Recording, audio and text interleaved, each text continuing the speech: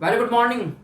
History with Kinshuk पुनः आपकी सुबह का आगाज करता है तर्कश के एक तीर अचूक बाण के रूप में। आज का बाण आपके सामने प्रस्तुत है।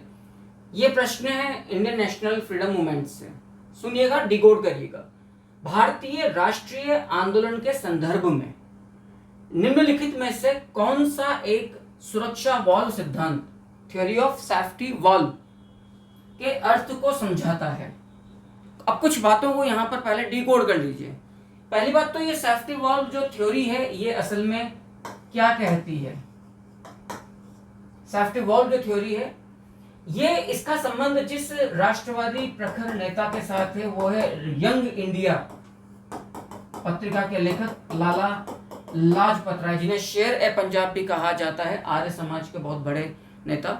और ये उग्रवाद के तीन स्तंभ, तीन पिलर्स, लाल बाल में से एक थे लाला लाजपत राय। आप लोग जानते हैं 1928 में गोबेक साइमन विरोधी कमीशन विरोधी आंदोलन के दौरान इन पर लाठीचार्ज हुआ था। बाद में फिर इनकी डेथ हुई थी।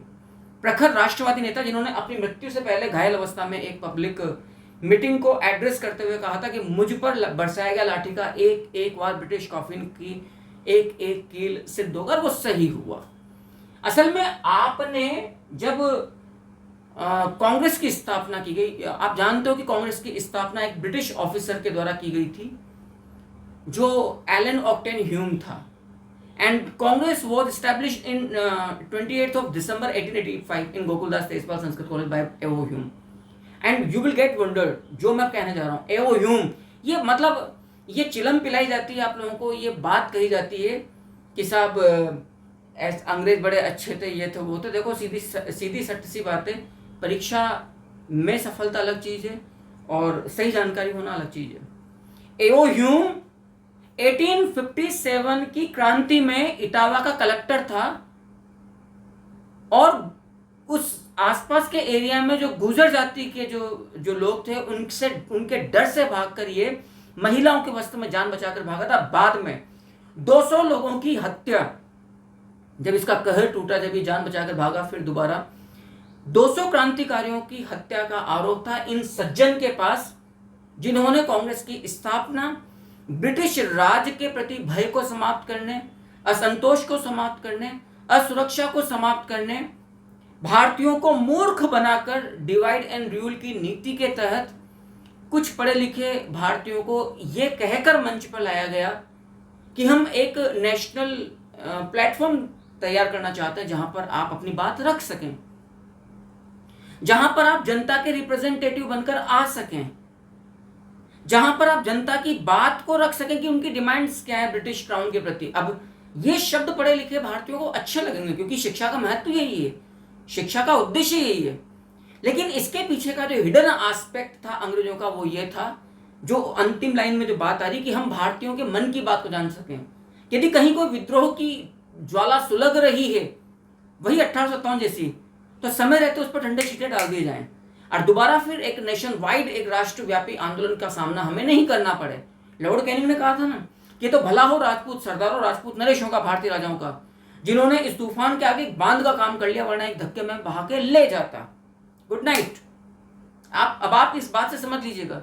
तो इन्होंने, क्योंकि ये सबसे मुफीद व्यक्ति था, सबसे ज्यादा मतलब परफेक्ट व्यक्ति था एलन ऑक्टेन ह्यूम, क्योंकि इसने वो विभीषिका की त्रासदी झेली जब विद्रोहियों का गुस्सा कहर बन के ब्रिटिशर्स पर टूटा। इसका चयन इसलिए किया गया क्योंकि ये उस दौर से गुजर चुका था, उस पीड़ा से गुजर चुका था कि मैंने मेरी आंख के सामने मेरी मौत का मंजर गुजरते हुए देखा। ये ब्रिटिशर्स की एक चाल थी। इसलिए ये कहना कि गलत नहीं होगा कि शुरुआत में जो कांग्रेस में जो बहादुर 72 आए, असल में वो अंग्रेज समर्थक चाटुकार लोग थे, जिनको हम नरम दल के नेता के रूप में भी कहते हैं।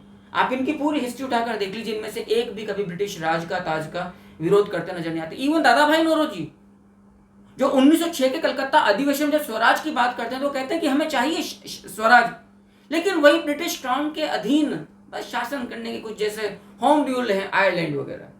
तो आप इस बात के भुलावे में मत आना, छलावे में मत आना। इतिहास का उद्देश्य कभी भी चिकनी चुपड़ी बातें नहीं करना होता, बड़ा नग्न सत्य सामने रखना होता है।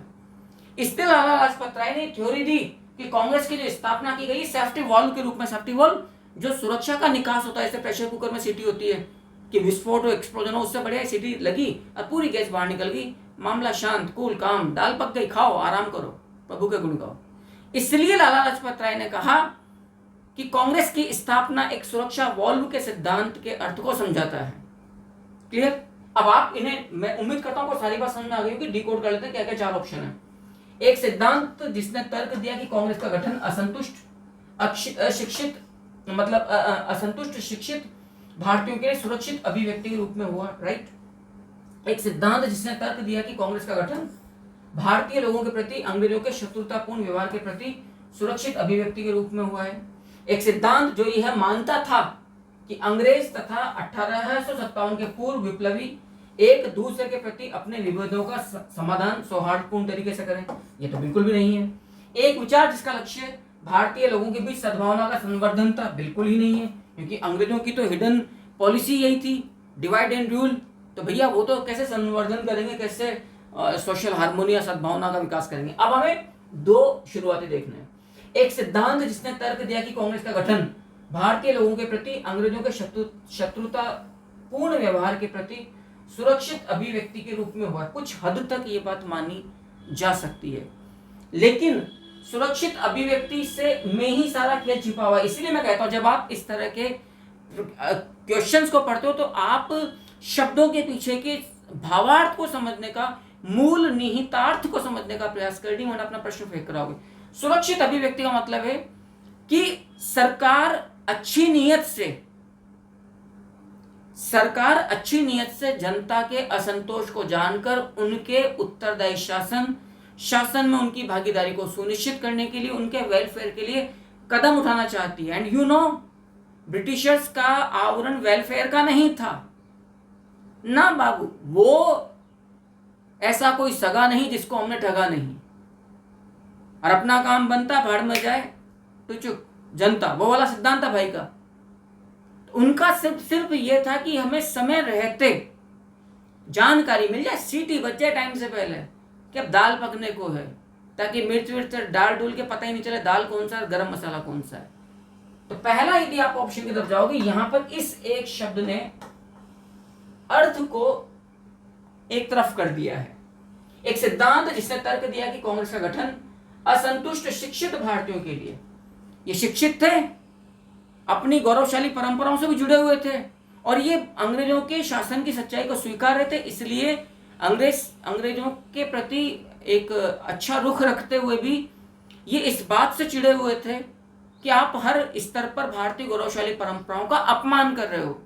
शिक्षा का मतलब किसी का अपमान नहीं है, इसलिए असंतुष्ट थे। ये चाहते थे कि अतीत और भविष्य का निर्माण साथ साथ हो, हमें गौरवशाली परंपराओं को भी साथ में रखना, और आपकी जो आधुनिकता पाश्चात्य दर्शन है, तर्क है, विज्ञान है, उसको भी साथ में रखना है।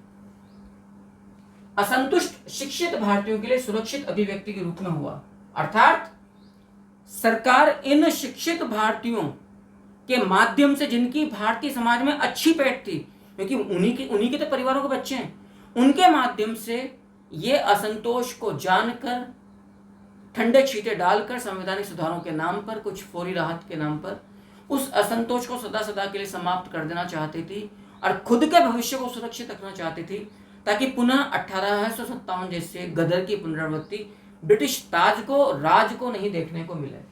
तो डिकोड करने के बाद आपको बिल्कुल जो सही आंसर नजर आता है वो पुनः ऑप्शन ए के रूप में ही देखने को मिलता है। मैं उम्मीद करता हूं कि ये नॉलेजेबल सेशन आपके लिए काफी लाभप्रद होंगे। सुबह का आगाज बिल्कुल ज्ञानवर्धक तरीके से करते होंगे। यदि मेरी बात सच है तो प्लीज कमेंट कीजिएगा कितने में आप में से कितने लोग ऑप्शन ए के बिल्कुल निकट पहुंचे। इसी प्रकार के सेशन को हर सुबह प्राप्त करने के लिए चैनल को लाइक कीजिए, सब्सक्राइब कीजिए। Have a good day.